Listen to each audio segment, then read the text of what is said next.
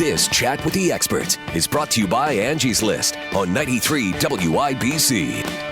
Welcome back to Chat with the Experts. We are joined today in the studio by Karen Elaine and Mina Starziak-Hawk, the stars of HGTVs Good Bones, and had a really fun conversation so far. We've got more to come as we get back into our chat with them in just a moment. But first, we want to share some quick tips from one of the content creators at Angie's List. You've heard him on the show before. Angie's List editor and writer James Figge recently wrote an article titled, "Why Should I Hire a Contractor for DIY Projects?" And it actually covers many of the questions and common hangups that homeowners encounter as they're attempting DIY work around their homes.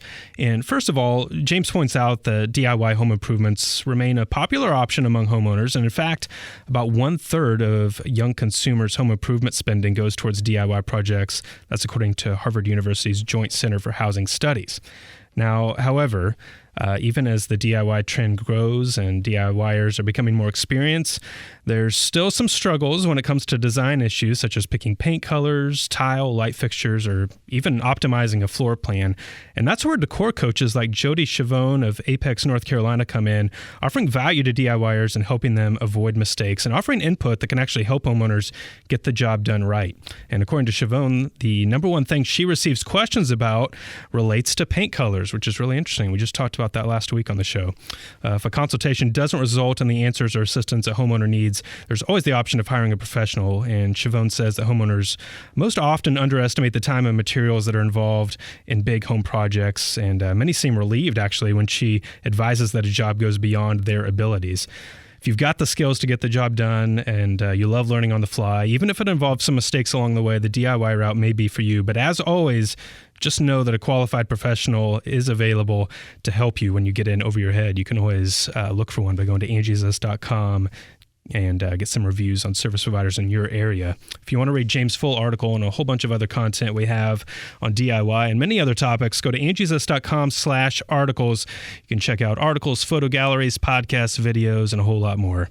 Check it out today. We're going to get back into the conversation now with Karen and Mina. And one thing I'm sure that you see a lot now, you know, watching shows on HGTV, there's so many options now to watch these and get inspired. Like, I'm a homeowner, I'm watching this, I'm thinking, oh, wow, what can I do in my home? Maybe I'm not going to do a full home rehab, but still want to do some projects around the house, and I get inspired to do it myself. But not everyone necessarily is going to have what it takes right off the bat to do some of these jobs around the home. But, you know, your story involves just kind of, you started a project, you learned along the way. What advice can you pass on to people who kind of want to try doing maybe a remodeling project in their home on their own? I think the first thing you need to think about is, if you want to try, you should definitely try, but you have to be prepared to live with the consequence if it doesn't shake out. Yeah. On our first project, we learned several lessons. I'm very good at tiling, but apparently have poor eyesight and used matte and high gloss tile in a white shower and didn't notice till I was done. I was like, what's that shadow? And that was fine. I lived with it. Sure. So I think being prepared to live with any bumps in the road you're going to hit if it doesn't go perfectly is something you need to be able to stomach. And if you can't, just don't. Well, and the advice you just gave is really good advice. If you realize you're in over your head, stop. Mm-hmm. Get a professional to help you, because there's no sense digging a deeper hole. Like, that's when you find yourself in a hole, stop digging. Yes. That's the rule. And I feel like most people don't. They're like, well, I need to fix this because my wife's going to be mad or my husband's going to be mad or we can't spend them. Just stop. Just stop digging. Yeah. But there are a lot of things that are easy that you can do yourself. One of my projects a long time ago was I refinished my cabinets. I took the faces off, I took the doors off, I sanded the faces, and I put a new color on them. And that was really easy. Yeah. But it was easy for me, someone who's not comfortable sanding or applying stain. That might not be easy for them. They might want to hire a professional for that. Yeah. But honestly, just YouTubing or Googling videos. When I first tiled, I watched like 10 DIY videos, and probably as I was doing it, I'm sure I watched. Sure. So you can learn a lot just online now. And I think it makes it a little bit easier, because reading directions is one thing, but being able to see someone do it and then do it yourself is another. There's a lot of great opportunities though.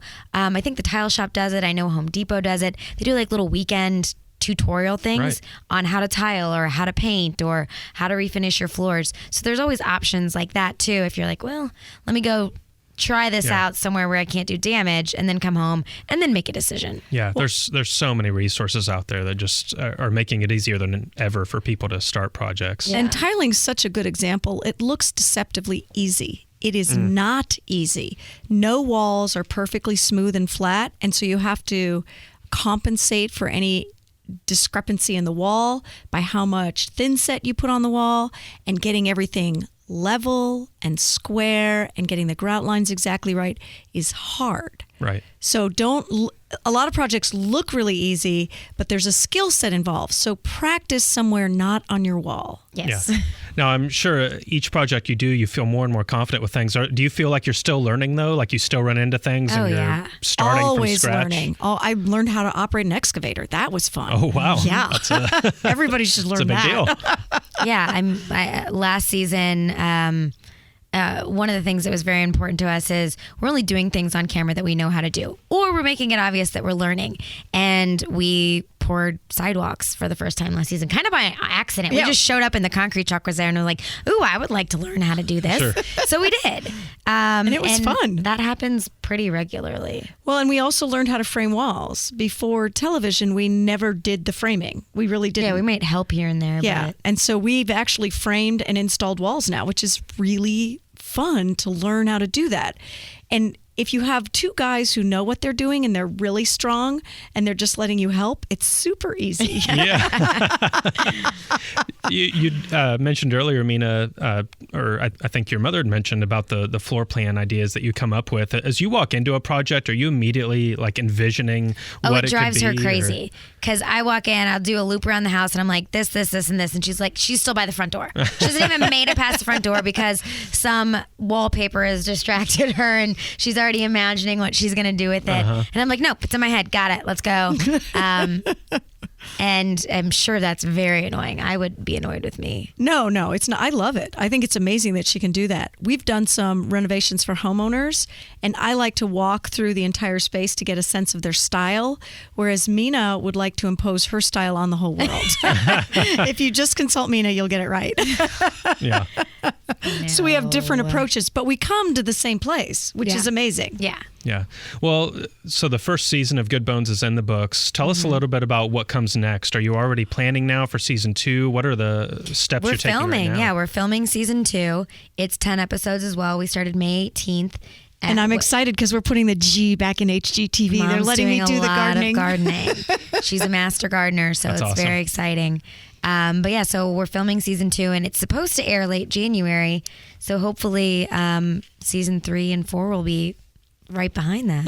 Yeah. Now, obviously, the home improvement thing is something that you do so great. Are you learning more and more about how to be on camera and do the TV side of things? Do you feel like doing this season you're more comfortable with it? There's definitely a learning curve. I mean, first season, we'd have to shoot. It's ridiculous. Like if you stand on set with us, you have to walk in and out of a house 10 times to get the shot because we'd like walk in and stop and they're like, no, you got to walk past the camera.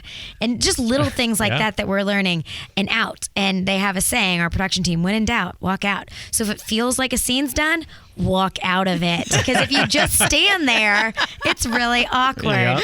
So sometimes I actually just like will hold on to mom's pocket and just walk away. So she'll follow me. She treats me like a dressage horse. Well, it's like using a whole different part of your brain, Yeah. right? Because you're thinking about this It's home a new stuff, but you also skill have to set. think about everything going on sure. around you. Open to camera is a phrase where you do things in a sort of awkward way so that your butt and your elbows aren't facing the camera. And that's tricky to remember to open to camera. Because it feels weird while you're doing it. But apparently it looks great on camera. Yeah. The So, things you learn. Like, Yes. I mean, mom and I will have conversations with each other, not looking at each other, because just the way they're Right. shooting the cameras, and then when they put it all together, it looks like we're talking to each other. Right. There's beautiful stuff in the background, but a lot of the things you do to get these really beautiful shots that make it a show are weird sometimes. Yeah. Well, it is a great show, and we're so glad that you took time to join us today. Thanks for Thanks for having having Nina, us. thank you for coming on the show. We really appreciate it. We're looking forward to season 2. Thank Yay. you. You can check out Good Bones on HGTV. Check your local listings for airtimes and be on the lookout for season 2 coming soon. Coming up, we got another HGTV star on the show. We're going to be chatting with Jennifer Bertrand, the winner of our Angie's List Sleep Sanctuary contest. It's coming up right here on Chat with the Experts. Need more help with hiring for home services? Silver and Gold membership plans are now available at Angie's List, with available features like exclusive savings on service from top-rated companies purchased through angieslist.com, guarantees to help make your life easier, helpful support from our member care team, a complaint resolution process, and more. There's a plan that offers value and convenience for every home. Learn more about membership options and get the complete details at angieslist.com.